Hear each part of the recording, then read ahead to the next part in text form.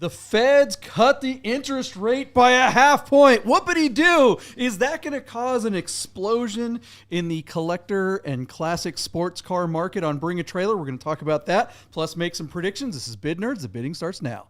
Bid Nerds is your YouTube card game show. Yeah, guys, what are you doing? You waiting around for Bid Nerds? Thanks for hanging out, everybody. It is a special edition of Bid Nerds tonight because we are rolling into Vegas Auto Fest weekend. My name is John Polnick, coming to you live from the downtown container park at the Rami studio. And in studio with me tonight is my partner, Michael Deeb. He is actually here, not in San Francisco. And we got the famous Buddha over there, Michael Myers. How are you guys? What's happening tonight? Well, JP, it is so awesome to be back in Vegas. I know we're not supposed to talk about the weather, but it is just beautiful here. I'm so happy to be here. Buddha, thank you for coming down. Yeah. This is awesome, man. I love it here. It's Auto Fest week. That means we get a visit from Mr. Deeb. Yeah. Very exciting. That is true. All right, guys, the big question of the night, if you've been paying attention to the news at all, any of the financial stuff, everyone's talking about how the feds dropped the interest rate by 50 bips. That's a half a percentage point for those of you who grew up when whole percentage points is what everyone talks about. Now it's bips. That is how they break an entire percentage point into single digits to make it sound like they're actually doing something. Is that going to cause an explosion in the classic car market? We're going to look at well, we made some predictions on the last episode, and we saw some interesting results. It'll be interesting to compare those results with our predictions for the upcoming listings that we're going to analyze tonight. So let's get right to the predictions from the last episode, see if we can answer that question. What was the first car on the list from the last episode, Michael Deeb? All right, JP, we are going to roll right back. We are off to a stunning start. All right, we're going to take another look at the 2023 Porsche 911 GT3 Touring with a 6-speed manual. Our car is on Bring a Trailer.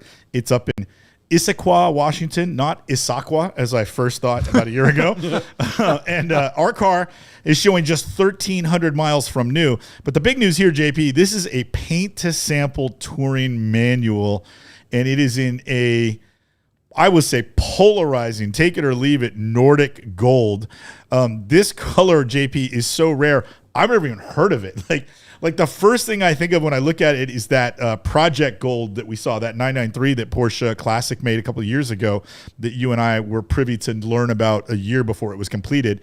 But that's not even this color. This color has more orange in it. And as such, even though it's paint to sample, it's rarer than that. I can only imagine Porsche has only painted a handful of cars in this color ever. Our car was running no reserve, John. And we have seen some Tourings in this calendar year sell for over $300,000 with low miles. This car being manual, having the low miles, running no reserve, and being a paint to sample, and yet an even rarer paint to sample because it's a color that even Porsche guys have never heard of. I thought this car was going to do really well. My guess was $325,000. JP, you took the under, but right underneath me at just $315,000. Buddha, you're sitting here. You're the one we're going to pick on tonight. Let's put you on the spot. What do you think a paint-to-sample 1,300-mile manual touring on BAT running no reserve would bring last week? I know I put a bid in the chat the other night. I believe I was right in between you and JP. I think it was 305. Yeah. I was right in there. That is a good-looking car. That angle JP's got up right now, I was going to say I don't like the front bumper, just looks weird, but it's that 3/4 angle. Yeah. There's just not enough, a lot of GT cars that may have those big, black air scoops, that detail on the side, and there's just so much orange on that 3/4 view. I liked the color. But yeah, in between you two, 305. Going back right to there, like that's just there's something. I don't know. Going back to that photo and looking at that big mouth and knowing you're from South Carolina, when you see that picture, do you think you want to go noodling? Yeah, I want to go get for some catfish and just stick my arm right up in the. All right, front of that so car. you joined JP and I over the $300,000 range. Believe it or not, Our car hammered at just $270,000. It took 37 bids to get there. But JP, the shock to me, and I mean this sincerely, is that the car sold for that price. Now, when we were looking at this last week, it was a bit doom and gloom. We were wondering if these guys were late to market and that sort of thing. And John, I would have thought, about a week ago, 270, this is a sign that the end is near. But now that they've dropped a half a point, I have to sort of change my tack on that and say, this poor guy sold this car too soon. I think if he brings this car out and it started next week and ran for a whole week, I think he'd get more money. I empathize with this seller. I think he read the room correctly, but he didn't read the future correctly, and I think he sold it too soon. I think he left money on the table, JP. I honestly believe there's 50 grand sitting out there, and I'm not saying he'd get it all by a drop of half a point, but I do feel like the buyer is the winner here, not the seller. So you think the buyer at that price, if he hangs on to it for 5 years, enjoys it? Yeah, it's a collector spec with the paint to sample and an absolutely unusual shade, and it's got collector miles. So if you're speculating on the market for touring, this is a car you'd want to put away because of how it presents. But that's also a tall order. You're going to park 270 in the garage, and you're not going to drive it and enjoy it. Yeah, that's the point. That's the hard part. And I'm a driver. I don't mind spending $200,000 on a sports car, and I will go put miles on it. And we love Rami. Rami goes and spends, kind of what we would all consider as lay people, crazy money on cars. But then Rami goes out and hits them off red line and breaks the transmission, and we all love him for it because that's what we would do if we could afford to do it. But some, yeah, we would. Yeah, we would. The three of us would. Hell yeah. But this car, JP, if somebody is speculating, it's a shame that nobody's going to see it. So that's kind of a bummer. But I think the seller lost. I think they left a little money on the table, but I think the seller was probably just being prudent because he didn't know what the heck was going to happen. If you needed the money for something, he let the car go, maybe a little light, but I don't think it's going to go crazy. I don't think the half point is going to make that big a difference. I think a lot of people, look, a half point makes a difference when it comes to a $300,000 car. That's real money on the table in interest. But I think a lot of lenders, despite the fact that the lend rate is down, I think a lot of lenders are still tightening up and they're just not lending anyway. Yeah. I think the point you'd have to go down 3-4 points to get a lot of lenders to loosen up because I think a lot of lenders are just going, yeah, great, whatever. You have to have a 900 beacon score in order to get approved on a loan. So what difference does it make how low the rate is? But I think the perception of that lowering the rate is going to get a bunch of people to jump in the market and go, oh my God, okay, things are better. Great. Let's go buy some stuff. So I think there could be a little bubble being created right now, and it'll be interesting to see what happens in the next couple months, coinciding with all the crazy election shenanigans and what might happen in any news cycle on any given day. It's just like, man, you counter that with lowering interest rates. It's still a crazy mess out there, but I think we could see some rising prices, at least in the short term. But let's go. What do you guys think of the result of this? Go ahead. Did JP say rising prices in an erection year? Probably. Thanks for taking the show off the rails before we even get out of the first car. All right, boy. When everyone's in the same room, it's just not good. It's time to move on from this car, and I'm wearing the Anthony Vieira. Check this out. Our Smith's custom watch for Vegas Auto Fest, guys. JP, is Anthony in the chats? I want to know, is that Nordic gold on the dial there? That looks like Nordic gold. Kind of looks like it, right? Yeah, that is a on hot brand. looking watch, guys. Woo! All right, guys. Let's win that. Let's stay on target, guys. Let's stay on target. We got to move on. We got a lot of cars to cover. What's the next car? Before we go into the next car, let us know what you think of the results of this Nordic Gold GT3. Was it well bought, or did the seller leave money on the table? Let us know what you think. What's the next car on the list, Michael Deeb? All right, JP, we are going to backtrack to the 2017 Mazda MX-5 Miata RF Grand Touring that is on Cars and Bids. This car has just 18,500 miles on the odometer, and it is a 6-speed manual. And of course, the RF Grand Touring is the retractable hardtop sort of, Miata's version of the Roadster. This car was listed out of Indianapolis, Indiana. JP, no nonsense here. It's not like one of the Club Sport, which is sort of like Mazda's track package, where you get upgraded tires and brakes and maybe a few other little LSD, a limited slip. Thank you, Buddha, who is our resident track expert guru. But this car still looks like it's a hell of a lot of fun. It's got fair miles. It's a fair color. Everything about this car is like medium. It's like right down the middle. And I thought this car would have broad appeal. We have seen, according to Classic.com, some of these cars bring in the high 20,000 range. And with lower miles, some of these cars are trading in the high 30s and 40s. So JP, I wondered if Doug DeMuro could sell this car. It's a weird car. Doug DeMuro's a weird guy. Cars and Biz is a weird site. I thought for sure this car would break 20. I went $21,000.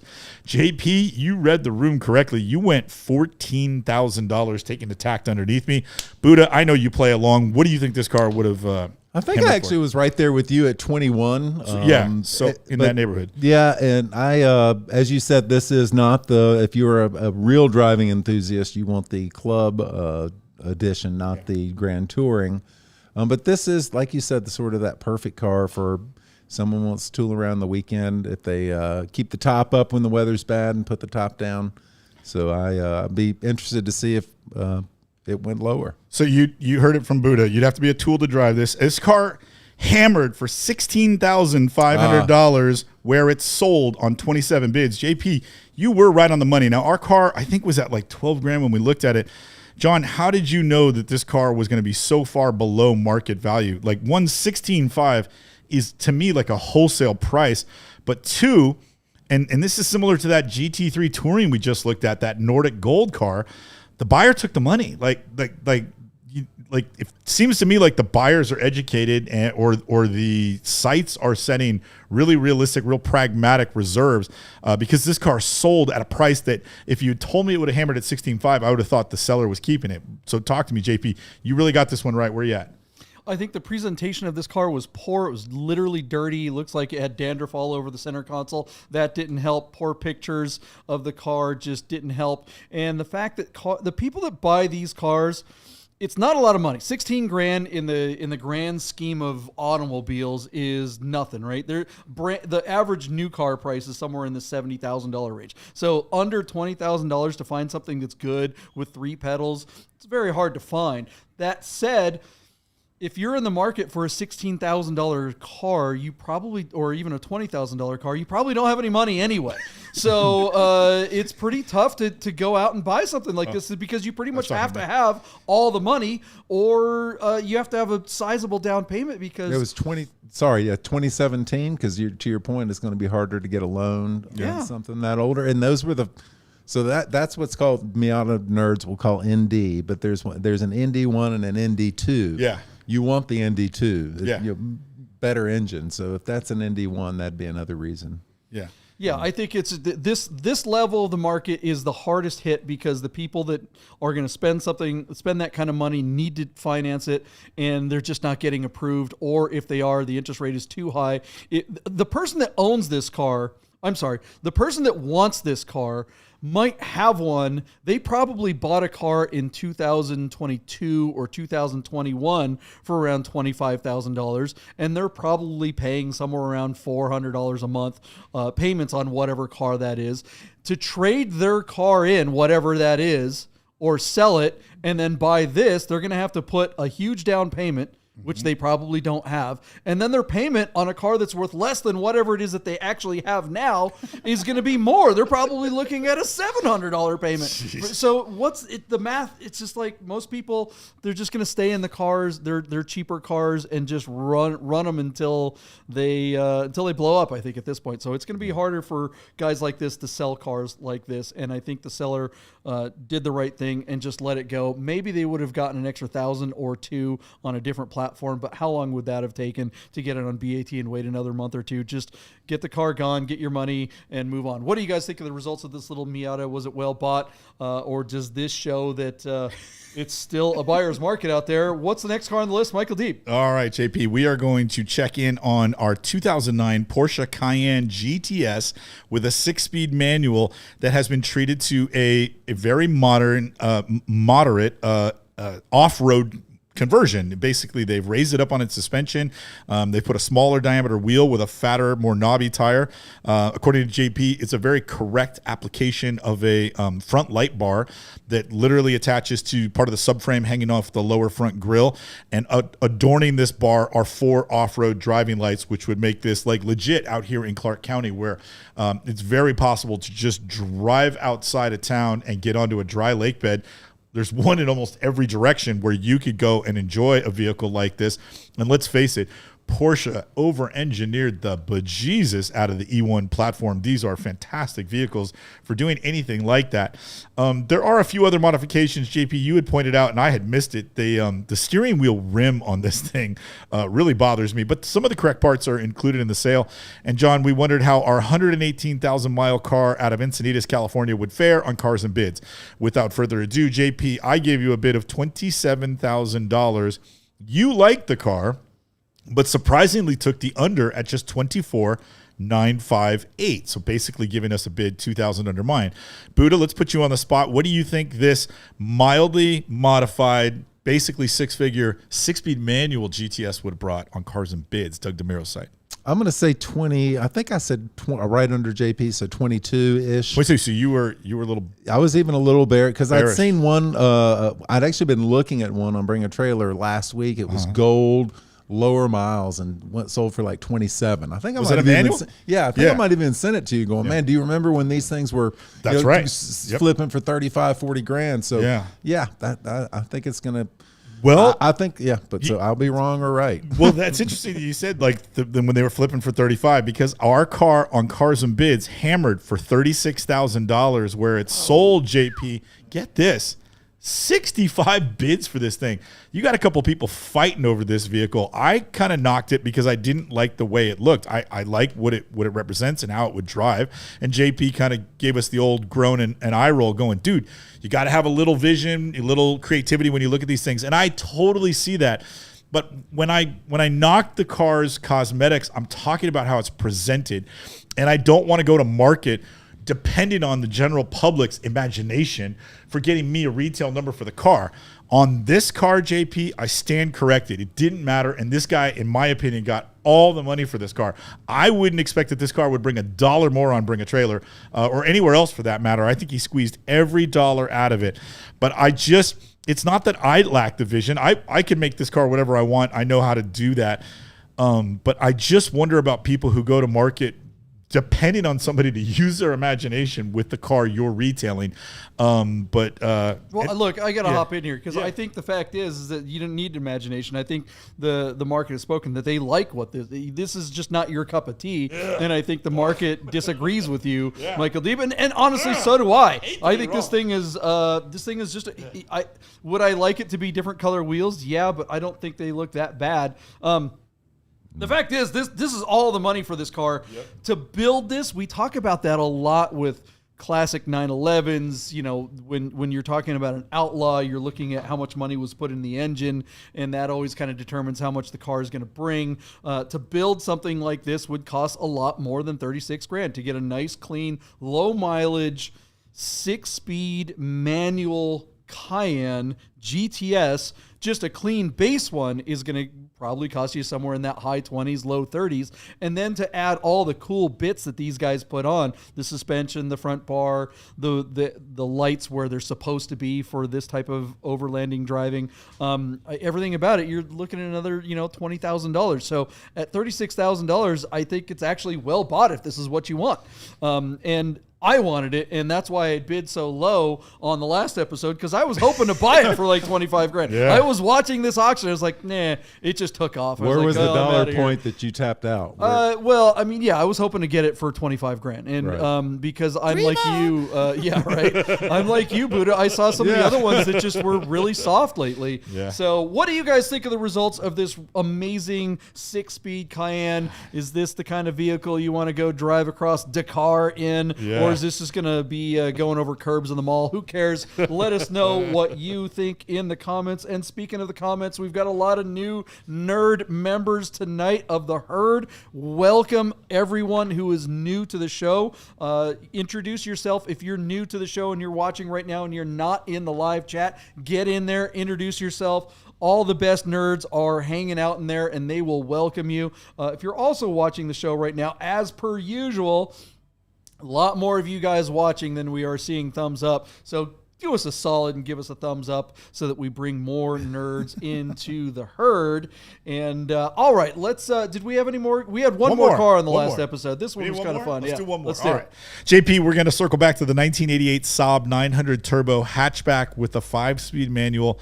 This car is listed out of West Fargo, North Dakota, showing 128,000 miles on the odometer, and the car is presented for auction on Bring a Trailer. Rose quartz metallic is the name of that color. JP, this low sun photography I don't think does the color or the paint job or even the condition of the vehicle justice. It's a very poor presentation for what I think is a pretty nice car. I'm digging the oxblood interior, and JP, you and I have both had really good memories back in the day of driving assorted versions of this drivetrain on this Saab, this pre-GM little gem of a car. I thought our car would do well, but not quite, like the industry average for these is around 16 grand. I thought our car would tack a little lighter than that, so I went 11.9.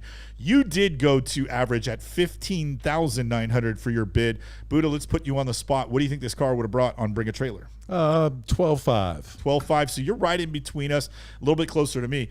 JP, our car did not do well. $8,500, but it sold for that number on just 14 bids. Not a lot of action. Do you think it's the presentation?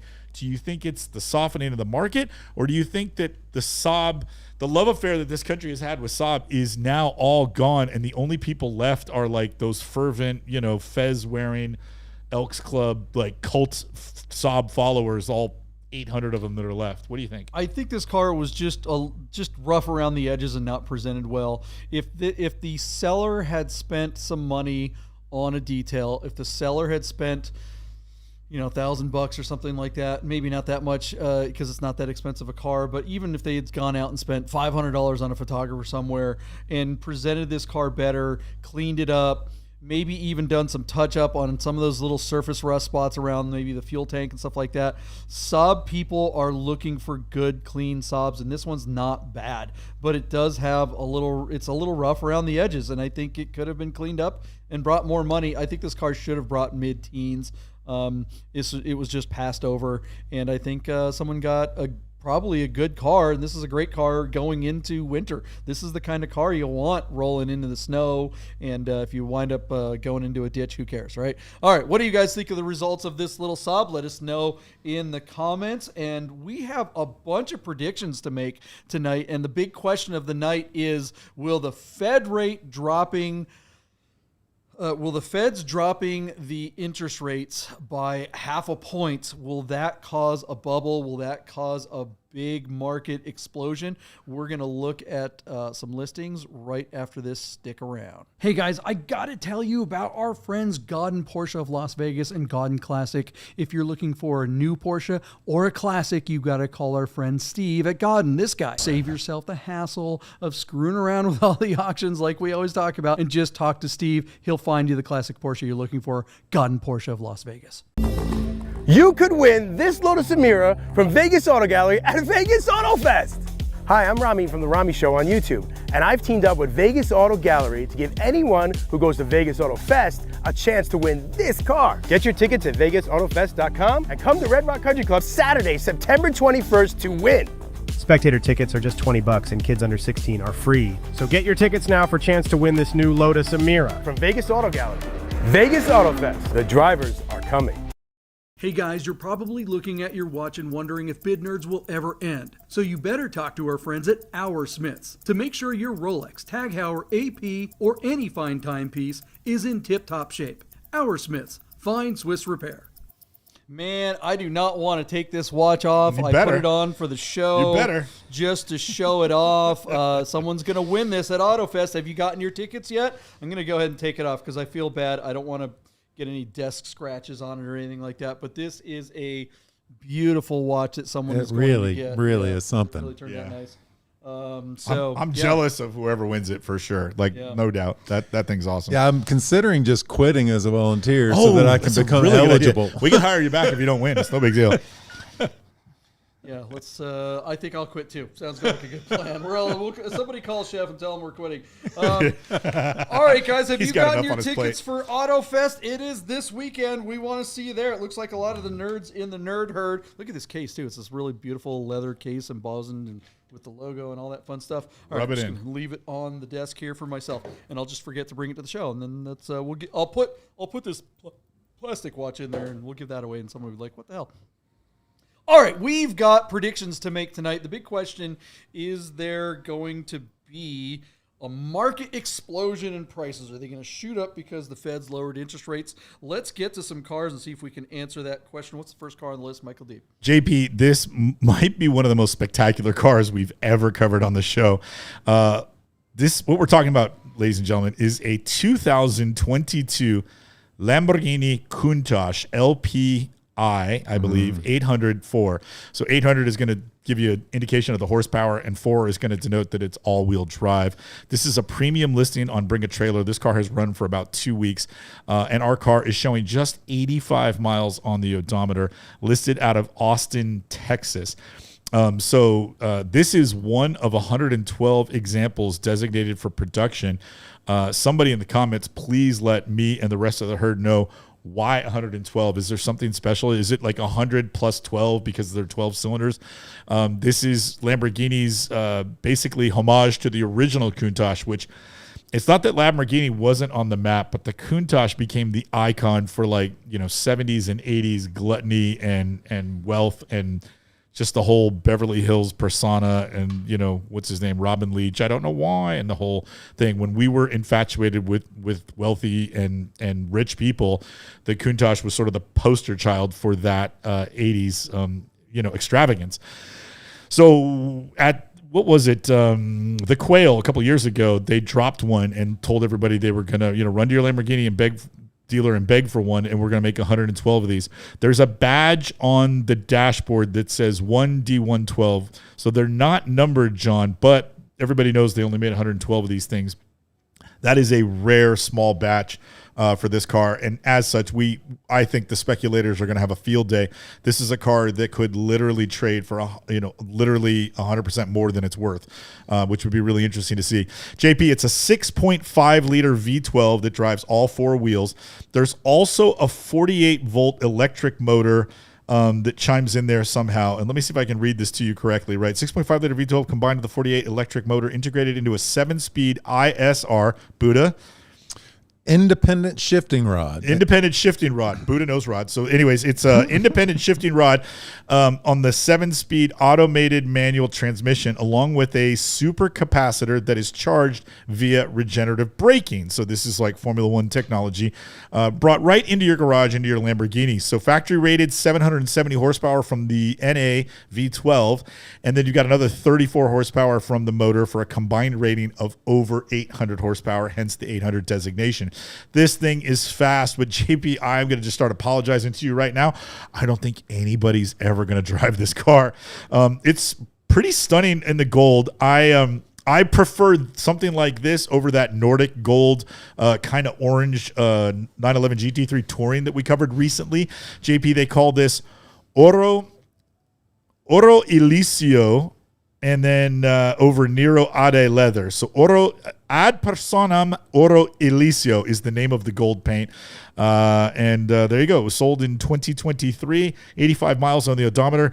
This is one of the first ones that I have seen, and this includes the live auctions, which, based on my recent history with Haggerty, I've been paying a pretty close attention to.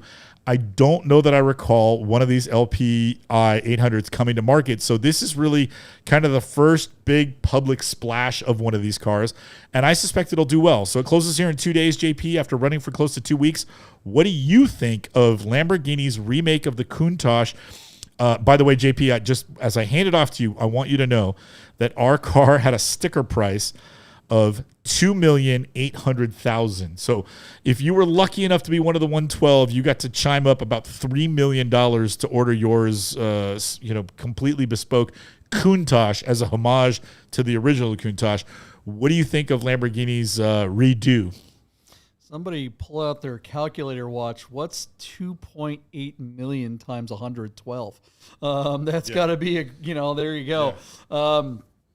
I love this car. I love what Lamborghini did to integrate the look of the Countach, the original one, into their modern design language. I think they did a really good job kind of transferring that vision into the future. A lot of times we see cars especially like the American cars like to bring back the Chargers and the Mustangs, and they try to incorporate old design language into the new design language, and it just doesn't mesh. It just looks big and fat and chunky, or lines in the wrong way. Defender, Land Rover, they did a horrible job reintroducing the Defender. They had some headlights and taillights that kind of looked like the original one, but really the thing just looks like another soft mall crawler. I mean, it's just this particular what Lamborghini did here, I think should really deserves a round of applause. I think the car is absolutely beautiful, but I'm with you guys. I think it really sucks that it's the poor thing is just never going to be driven. Before we get to Buddha's take on the car, Deeb, can you turn his camera on and off real quick? Yeah. For that much money, I feel like at $2.8 million, why didn't they make it $3.8 million and build a special gated 6-speed transmission for it? Just go all the way, man. And maybe they could have gotten $5 million or more. They're getting that kind of money. They could have put the R&D into a piece of hardware that may not work in scale for all the other cars, but just charge an extra $1 million. Why not? Buddha, what do you think of this car? I hate everything about it. Oh, wow. So, Lamborghini for trying to just say, all right, we're going to just make 100 of these things and charge $2.8 million. Yep. It's not mechanically that different than the other car with this body work on it that doesn't, I think, reflect well on the old Countach. Hold on. I got to hop in there. It mechanically different, isn't it? It's a hybrid. The Huracan isn't hybrid, is it? No, and this is I would tell you, JP, I'm almost positive that's an Aventador under the skin, not a Huracan. Okay. That was my understanding, and it's just, the original Countach is like your eyes pop out of your head when you see that thing. Yeah. A spaceship has arrived. This looks like kind of any other, what other sort of supercar is that? So I don't like the looks. I hate sort of the exclusivity of it. Yeah. But it's going to sell for a lot of money. Yeah, what's it going to bring? And will lower interest rates make a difference? I mean, I don't think the Sultan of whatever Brunei gives a crap about interest rates. He's a cash buyer. Yeah. So it's going to be someone's going to walk in. Well, it's like, yeah, I won the auction. Hey, can I send you a pallet of gold bricks? Will that work as payment? Yeah, whatever. Yeah. What's it going to bring, Michael Deeb? Is gold brick just frozen touch-up paint for this thing? I mean, give me a break, JP. Parisian doubloons. The only thing I'll accept. All right. Yeah. JP, our 2022 Lamborghini Countach LPI 804 with 85 miles on the odometer is going to close on Bring a Trailer here in 2 days. As I mentioned, it was $2,836,000 for the original MSRP. I don't know if Lamborghini dealers were gouging their best clients, an addendum on those window stickers, but probably. Yes. Our car is currently sitting at $2,250,000. $227,777. So it's at 2.3, and it originally sold for 2.8. JP, that comes by way of, I think it was fair game. Let's see. I'm scrolling through the photos to get to 22 bids. So there is some action. And like I said, John, it's got a couple days before it closes. JP, with the Ferrari market, these guys who are lucky enough to buy these limited run cars like the Monza and that new Daytona thingy, Ferrari makes 400 of those things, and those guys turn around and flip them, and they make 2 times what they paid for the car. And I think that's going to happen here again because Lamborghini only made 100 of them. So while it looks like Lamborghini is gouging their clients to make a small fortune, those clients are going to turn around and sell those cars after they come off lease and they get to buy them. They'll turn around and flip them and make a boatload of money. So from 2.8 JP, doubling that number takes you to 5.6. I think with or without the Fed moving the blip, I think this car is going to be $5 million all day long. Now I could be wrong, and maybe one of these sold at auction and I missed it, and they're only worth 3.8 or 4 or something. But just based on what Ferrari gets away with, and based on how this is much rarer than those Ferrari special cars at just 112 copies, I think this car is going to basically double in value. I'm going to give you $5 million for my bid, JP, and at 22 bids, I'm pretty confident it's going to get there. But we'll see. We're never always right. So what do you got, John? Yeah, I think someone's going to get excited about this. Someone with the money for it. It's interesting because how poorly that. What was it? The Ford GT that we talked about the other day. We all thought that was going to get $1.2 million, $1.3 million or something like that, and I think it sold for 8.5 or 870. Way under. So that car was way under, but I feel like, are those numbered? I don't know if they're numbered, but JP, they made those in a limited run, but there might be 1,000 of those things or 600 of them or something. Right, there's way more of them. And again, 6 to 10 times talking more than about this. Design language, I think Ford did a horrible job integrating old design language in new with that new Ford GT. I don't think it looks anything like the old generation, either the original or the last generation, whereas this car definitely, whether you like it or not, like Buddha doesn't like it, I think Buddha would agree that you could tell it's a Countach. You don't have to know much about Lamborghinis. You go, oh yeah, that looks like a modern Countach right there. So, and the thing is, if you've ever driven the original, it may look beautiful, but it doesn't drive very well. I bet this thing drives spectacularly. Can someone out there look up and see if this is built on a Huracan or an Aventador? Yeah. I could have swore they were on Huracan platforms. I thought they were a lot smaller. I saw one in real life, and it just didn't look as big. And you might be right, JP, but when I look at those Aventador, when you look at those rear haunches, it looks like to me from the B pillar back, it looks like an Aventador. It's from the B pillar forward that the car looks like a Countach or a wheel chock for a Tesla Cybertruck. Very cute. All right, throw a joke in there. What's your number?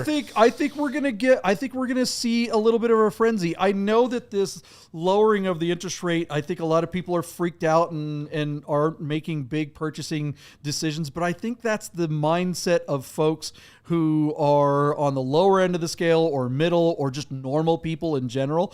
The people who are looking at this car are not normal people. No. They just don't care about interest rates. They don't care about the economy. They don't care if the missiles are flying or everything's fine. They just don't care. They have enough money that just, they're going to have their whatever island that is out in the middle of the Pacific that is away from the nuclear holocaust. They're just going to have a racetrack around that island. They're going to just drive this around and it's going to be fine. So yeah, I think the big money for this car is going to happen. I'm going to go $6 million. It's a $6 million man car, and I'm going to send it off to Buddha and see what he says. JP, before we get there, I want to ask you about the color. When you look at this thing in this ostentatious gold paint job, and you think about how rare it is at 112 copies, do you think that the gold enhances that frenzy that you and I both agree we think is coming for a car this rare? Does the gold help? Because let's face it, they probably only made one in that color, whereas there's probably 24 white ones because every Lamborghini poster was white or black. What do you think about the color? Will it help or hurt? Because that Nordic Gold Touring 911 I thought it was going to help, and it clearly didn't. So where we at? But we don't know that the Nordic Gold was what caused it to go lower. I think, I think this color will help. It's not my favorite color. I think it would definitely look better in white or black. But absolutely, the more rare the color is, the more that equals money later. And I think this car would look so good in Nordic Gold. Buddha, what do you think it's going to bring? I'm going to say $4,112,000.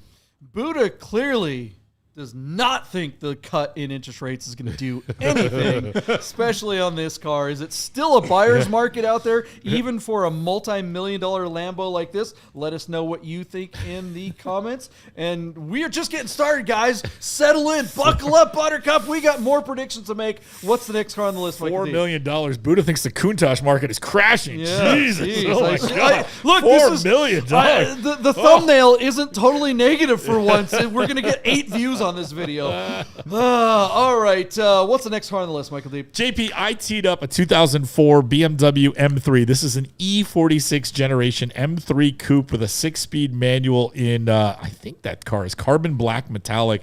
JP, you and I differ on our love with blue cars. I tend to dig a lot of blues, and carbon black is pretty sexy. Our car is not a competition, so it's got sort of the standard upgrade wheels to the, I think, 18s.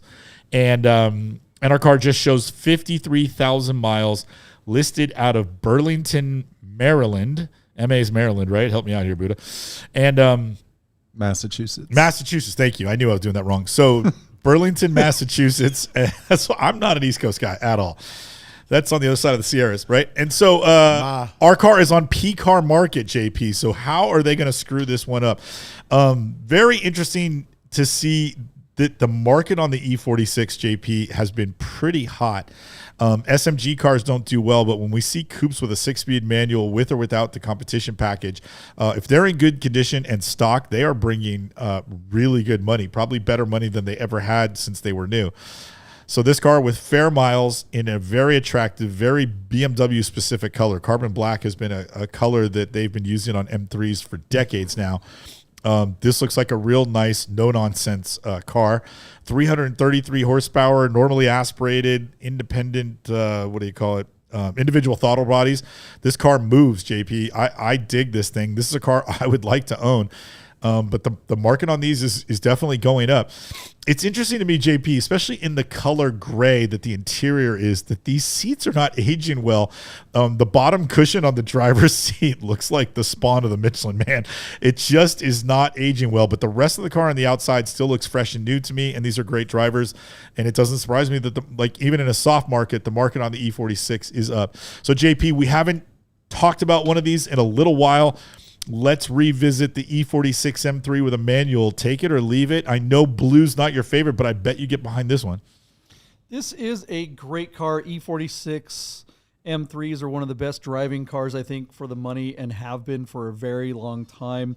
They're just not very interesting to look at. It's very difficult to look at this car and you have to look, is that an M or is that just a 323? I mean, it just looks like any other E46. That was the worst part about BMW in this car. They just didn't really make it look like an M car in this era, but it is clean and it is kind of a minimalism or a minimalist approach. And this is a great performance car that you can run incognito and hang with all the Porsches and all the exotic cars on the back roads. A few mods to this car, and it is just absolutely spectacular. But I'm with you, Deeb. That dove gray interior just does not make it into 2024, man. It is one latte away from just being... Need some pole positions. Yeah, but, that's the problem. The appeal of this car is how original it is and how unmodified it is, and you get something like this, and immediately you want to start pulling the thread on the sweater and start doing exhaust and wheels and interior and da-da-da-da, and that's just going to depreciate the car. It's going to make it a better driving car, but at that point, you are committed. It's your car. No one's ever going to want to buy it again.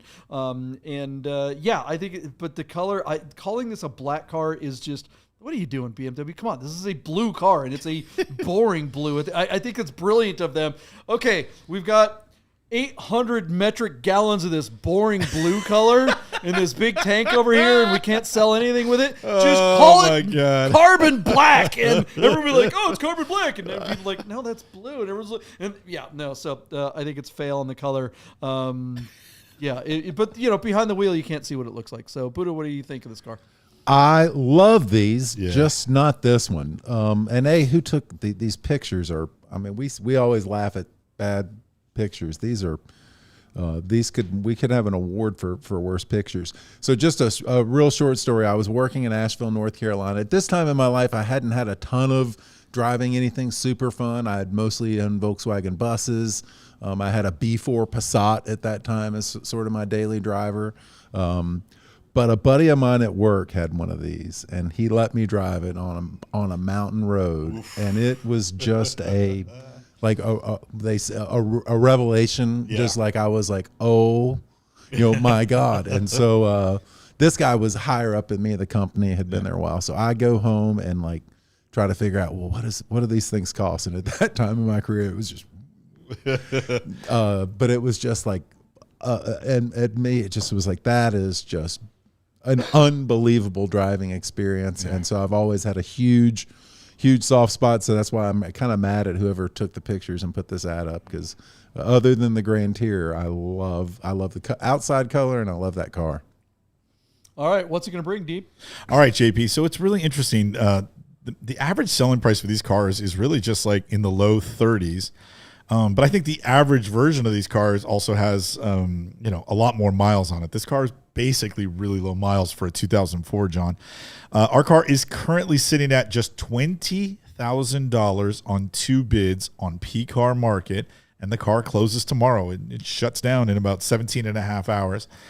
So here's my feeling. JP, despite the poor photography and the maybe a little bit excessive wear on the bottom of the front driver's seat, to me, this is, and I mean this sincerely, about a $50,000 car all day long, in carbon black, manual, with the wheels and the low miles which would drive it. And I don't know that you can do anything to fix that seat, but this to me is a $45,000 to $50,000 car all day long. I don't think he's going to get it for this car on PCAR Market. So, JP, I'm going to give you, our typical PCAR bid sequence where I think this car will hammer for $38,000, where it will fail to sell. And then I think we'll see this car in the deal tank, which we love to call the chum bucket. And I think in the chum bucket, we could see this car anywhere from as low and as reasonable as $48,000 to as unreasonable as $55,000 to $60,000 in the chum bucket. With PCAR Market, they don't intervene and tell you what you can ask for your car. They don't care if you're realistic. They just want you to bring them free inventory to list so that they can get on the phone and try to hammer out a deal for themselves. But John, I think between the chum bucket and what this thing will hammer for is the real price. And I think there's a real car underneath here because of the low miles and an attractive, especially to the BMW M crowd, an attractive, iconic BMW color in carbon black. I like this car, even though the light gray kind of, turns me off. The car is really cool. So 38,000 FTS in the chum bucket, probably approaching $60,000, JP. Where's your bid? What's it at right now? It's at 20 on 2 bids, 20,000 on 2 bids, and it closes tomorrow. Yeah, I'm going to go 29. I don't think it gets anywhere near that, your bid. I think this car, I don't know if you were looking at the screen, the monitor while you were talking. I was showing that there's a Carfax report on this thing. This thing has 56,000 miles and 4 owners already, and the left rear corner was hit at some point. They never lead, do they? Yeah, they never lead with the truth. And that this is PCAR Market folly. The comments are saying that the Vanos hasn't been done, or maybe so that's going to be something that you're going to have to. That's thousands of dollars, and I don't know. These have some subframe issues, I think, in this generation. So yeah, I think it'll be lucky to break 30. So I'm going to go 29. I think it's still a good car, but it's not the clean M3 that you think of when you first look at what, because like our friend Anthony from Our Smiths, he likes PCAR Market because he feels like sometimes there's opportunities to steal nice cars because they're often poorly presented. The audience doesn't like things that aren't Porsches on this site, so that's another big thing that's going to hurt it. But I think this is the kind of thing where you start looking closely and you realize why this car is on PCAR Market, because if this were on BAT, it would be ripped to shreds, and it just wouldn't be worth it. Buddha, what do you think it's going to bring? I'm with you, JP. I don't think it gets out of the 20s, so I'll park it under you. I think the bidding stops at 27, and I think those guys at PCAR Market have deluded this owner into thinking, you're going to get 45 grand for this, so that's where it's going to be in the they jumbo. just want an opportunity to be able to call up the underbidders and try to grill them. Both you guys think that the car is not going to break $30,000, and so you both, I think, agree that it's not going to sell at that number. No. What do you think the value of the car is? Regardless of what they ask for in the deal tank, what do you think a fair price for this example is? I mean, I think that's a good question, but I think it's a $30,000 car. I'll say 30. Wow. And I think it's a big value good for car. 30 Look, grand. I think it's a good car. Okay, fine, it's got an accident or whatever, but this is a great car to go drive around. Even though it's not the perfect example, it does still have low miles. Yeah, you're going to probably have to fix that van house. Yeah, you might have some other mechanical things overall. But other than the E46, that engine, what is it, the S52? S54. S54, sorry, I get them confused. It's a great engine, man. And just, you're going to have so much fun in this car, and I think this is a great sports car for someone who just wants to be under the radar and having fun and just doesn't care about all that other stuff that, nobody's looking at the Carfax. Who cares? All right, what do you guys think this BMW M3 will bring? Is it DOA on PCAR Market? Fed, the interest rate really doesn't matter on this car. It's too old to really for the interest rate to really affect it that much. But that's my opinion. What's yours? Let us know in the comments. And what's the next car on the list? See if we can answer that question. Will the lowering of interest rates cause an explosion in prices on BAT? What's the next car? All right, JP, sometimes a car hits the auction block and a bunch of people in the nerd herd want us to cover it. So within minutes of this car being listed, our buddy John and our buddy Yuri and our buddy Chris Carbine all texted me this listing going like, did you see this? Did you see this? And what we're talking about is a 1974 Porsche 911 Carrera. This is the Euro Carrera, affectionately referred to as the ROW, rest of the world. So this particular car has the 2.7 liter MFI from the 73 RS. This was a car that was not sold on our shores. The U.S. Carrera had a very different engine on the despite being 2.7 liters. Our cars made 165, 175 horsepower or something. This car makes 210 and it revs higher, and it's a motor with beautiful character, and it's just an absolute thrill and joy to drive. Our car is on Bring a Trailer, JP. It is currently showing on the odometer, which I'm fairly certain is a 5-digit, is 21,000 kilometers. So that's going to be just 13,000 miles, but it's likely 113. It could even be 213. We're not sure. Our car is listed out of Portland, Oregon by our buddies at 911R. Shout out to Matt Crandall. I see you. What's happening? This is an interesting car. 911R brings an incredible variety of cars to market. But every once in a while, a car just has a backstory, and the backstory leads to more questions than answers than even perhaps even 911R can answer for us. So we're looking at a Euro Carrera that has had a color change, and we think that the car came out of the UK where it had been refurbished back in 2012. So they did a color change to yellow. The car has also spent time in Spain and Germany, and look. There is no Carfax for a car that originated in Europe in the 1970s. So even if a car comes with an attaché, a file full of records, every time a car jumps into a different country, you just don't know what's going to follow the car. So I just don't know if we can answer all the questions about what color it was originally. I should look to see if there's a COA. I don't think there is. But even the mirrors, JP, those aren't the correct 74 mirrors. These are mirrors that would have come off of like an SC or a 3.2 Carrera. And that's just kind of a bummer because we're looking at a real collector grade car. You'd like to see somebody do the attention to detail to either like preemptively answer those questions and put some of those stock parts back on the car to achieve top dollar. Euro Carreras in their heyday a while ago, like 2016 and stuff like that, were trading in the United States for over $400,000. Some cars were trading not that long ago in the high 200s and close to $300,000 range. But this car with a color change and some incorrect parts, despite being a 74, which has those smaller bumpers and the ducktail, of course, all the European cars have the smaller bumpers. I think this car, JP, is going to struggle to get into that $200,000 range because it just doesn't owe enough to its originality, and these are highly collectible cars. I do think if you're going to spend top dollar on a limited run Porsche with a special motor, you'd like to see it be in its original shade if you're going to pay full retail. So I don't know what the seller or the consignor has in mind for this car as far as a value. The market on Euro Carreras is soft, $220,000 to $250,000 for the nicest examples in today's market. This one, with some of the hurdles that I suggest or imply are in front of this car, may hold it back. JP, I also think this car should have a lower front chin spoiler, and it doesn't. It's entirely possible it was ordered without, but I don't know if there's enough stuff here. And I have to confess, I did not read the whole ad. So it's just interesting. JP, do we think somebody could rip a Euro Carrera for less than $200,000? It might happen, and if it does, it could be this one right here. So JP, I send it over to you. The Nerd Herd love this car. It's one of those, if you know, you know. And Euro Carreras for a long time were really kind of a mystery to Americans. Only the real Porsche files knew that these were highly special cars.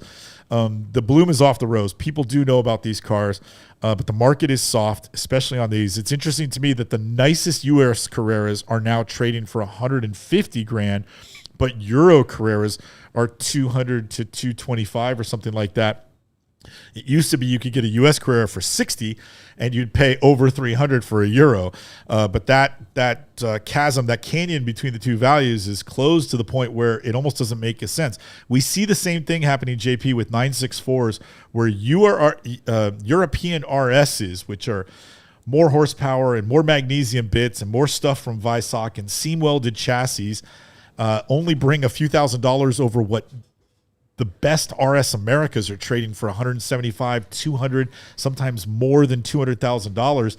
For like $300,000, you could go get a European RS, and that's an infinitely better car.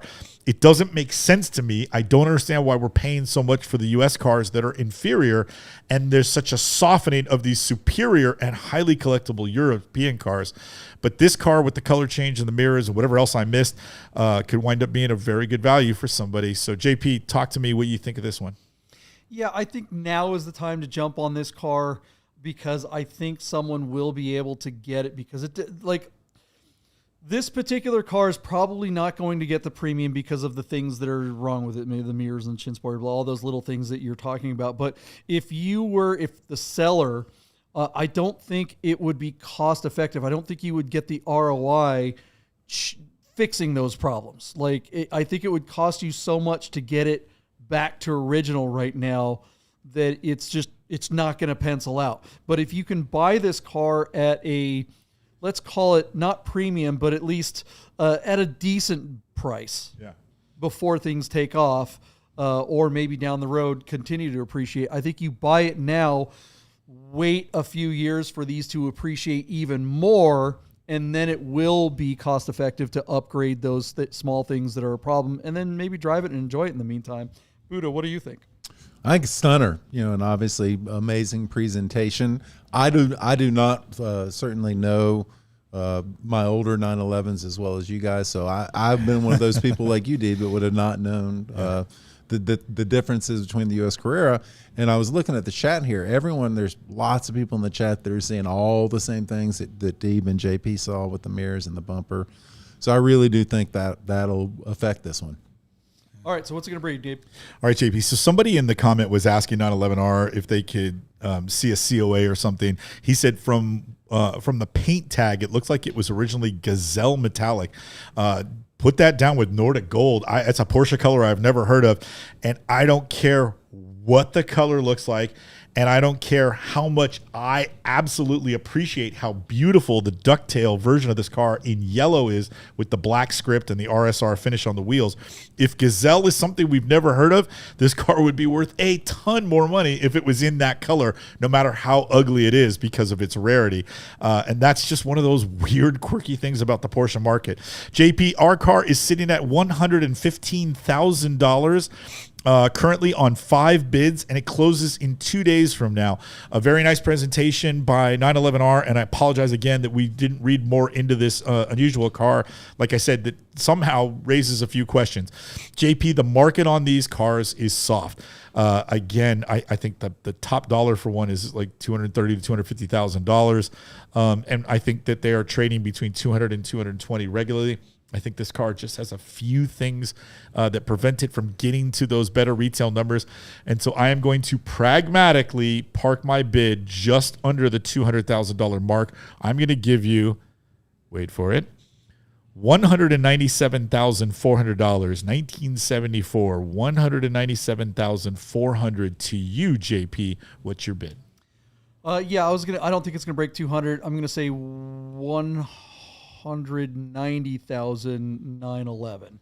And I think that you're right. The potential for this car to be worth a lot more is in that rare color, and that is stored value that hasn't been realized. And there are some presidential candidates that might tax you for unrealized gain. So be careful out there. Buddha.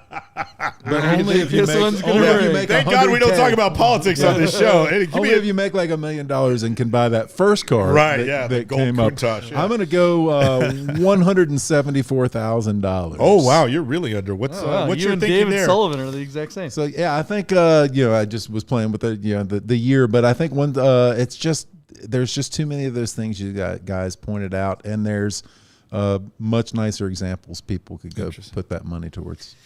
I think you guys are right. I mean, there's nicer examples out there, but I don't know. For the same money, I think the nicer examples are more money. And again, that stored value, is that going to appreciate enough later? I don't know. What do you guys think this beautiful little yellow car is going to bring? Let us know in the comments. We would sure love to see this car at Vegas Auto Fest this Saturday. That's for sure. Yeah. We hope the buyer wins and drives straight to Auto Fest, and we will see you there on Saturday. Buddha, thanks for hanging out with us.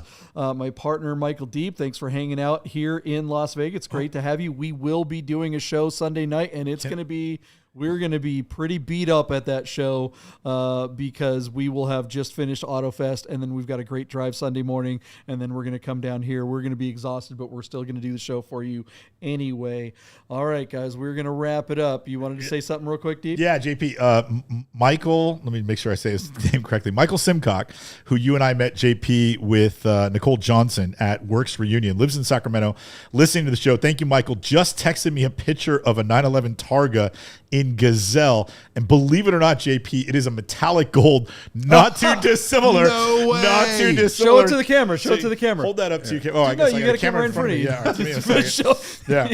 All right. Today, it's like on this show, not on the next show. But look there at you go. that. Wow. How crazy is that? Not just like our Countach? Is that amazing? If you told Thank you, me- Michael Simcock, for sending that over. That is Gazelle. And That's if that crazy. car was that color, Right. JP, you'd bring We got to wrap it up, guys. That's it. We will see you at Vegas Auto Fest, and we're going to end the show not with our normal credits, but with the Vegas Auto Fest commercial. See you Saturday, guys. You could win this Lotus Emira from Vegas Auto Gallery at Vegas Auto Fest. Hi, I'm Rami from The Rami Show on YouTube, and I've teamed up with Vegas Auto Gallery to give anyone who goes to Vegas Auto Fest a chance to win this car. Get your tickets at vegasautofest.com and come to Red Rock Country Club Saturday, September 21st to win. Spectator tickets are just $20 and kids under 16 are free. So get your tickets now for a chance to win this new Lotus Emira. From Vegas Auto Gallery, Vegas Auto Fest, the drivers are coming.